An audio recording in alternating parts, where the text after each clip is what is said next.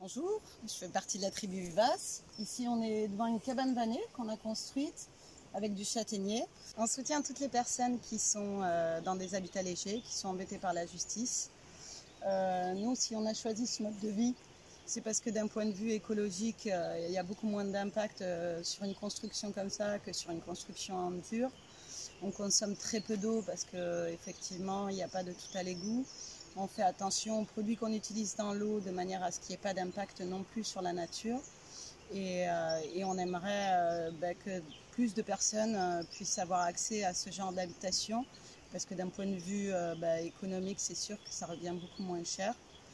Et d'un point de vue écologique, il y a beaucoup plus de respect de la nature. On essaye d'être aussi un peu autonome. On plante des fruitiers, on plante de quoi se nourrir.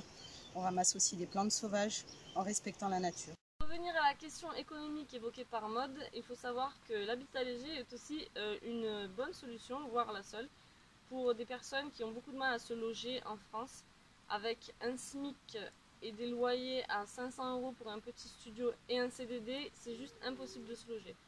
Donc des fois c'est aussi par nécessité qu'on choisit l'habitat léger. Je vis dans des habitats légers parce que je suis libre et on est né libre. Et personne ne devrait nous dire où est-ce qu'on doit dormir et qu'on doit payer un loyer. Ça, j'y adhère pas. Et du coup, vivre dans un habitat comme ça veut dire qu'on clame notre liberté, tout simplement. Alain va maintenant vous parler de l'événement La Marche aux Cabanes qu'on est en train d'organiser à la tribu vivace. Alors le 1er mai, on organise une marche, la marche aux cabanes, une marche où on va construire des cabanes sur le parcours qui seront des refuges pour les voyageurs, randonneurs, cyclistes, touristes, des cabanes ouvertes où chacun pourra aller passer une nuit ou deux. Donc ça va être une suite de chantiers participatifs, ça va être un festival itinérant et permanent parce qu'on veut vivre comme ça en fait. Donc, avec des enfants qui ne vont pas à l'école, qu'on instruit nous-mêmes, donc on essaie de rassembler des familles avec des enfants qui ne vont pas à l'école. Et tout ça, ça va faire l'objet d'un livre de photos et d'un film documentaire. On va aussi faire des cabanes dans les lieux alternatifs, les communautés, tout ça. Donc, et puis il y aura aussi des cabanes et des yurts qui vont nous être achetés par des particuliers. Pour tout ça, ça va financer le projet. Parce qu'on va avoir besoin d'argent pour par exemple acheter des petits terrains d'un hectare de forêt pour faire des petits refuges dans les Cévennes. Ça ne va pas être que marcher, ça va être aussi du vélo. Alors on aura le choix à faire du vélo ou à pied ou cheval ou même voiture, camion. On va se déplacer avec les caravanes vivaces, donc de la tribu vivace que nous sommes.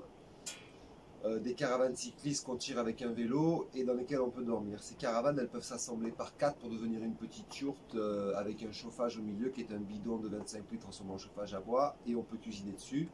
On peut donc voyager avec nos enfants en hiver et dans un confort relatif.